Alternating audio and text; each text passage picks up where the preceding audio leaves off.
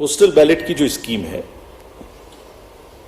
उसका रूल है 54A which was introduced in 1964 in the act.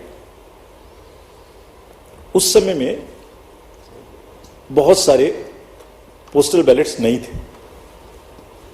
उस समय में सीनियर सिटीजन्स नहीं थे, पीडब्ल्यूडीज नहीं थे, ईटीपीबीएस भी उस तरीके का नहीं था.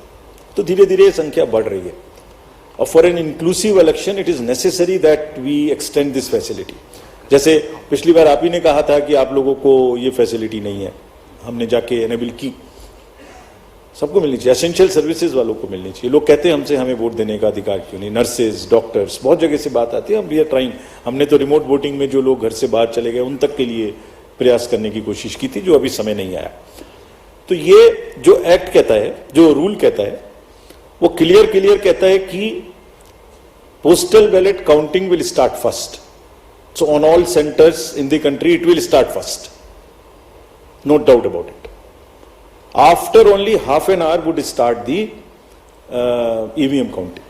So there are three countings which are happening simultaneously, and it is happening. It happened in 2019. It happened in all the 2022 elections of the states held thereafter. It happened yesterday also in case of Arunachal and Sikkim. हम mid course नहीं बदल सकते कुछ भी. और क्यों नहीं बदल सकते? Because it is compliant with the rule. क्या कहता है कि तीनों स्टार्ट होंगी और उसके बाद निर्विरोध तरीके से लास्ट तक कंटिन्यू करेंगी.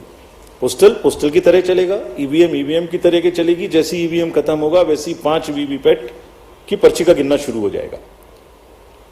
और आप लोगों की जनरल जानकारी के लिए almost majority of the booths में पोस्टल बैलेट की संख्या कम है, तो वो वैसे ही ऑटोमेटिक पहले खत्म हो जाएगा.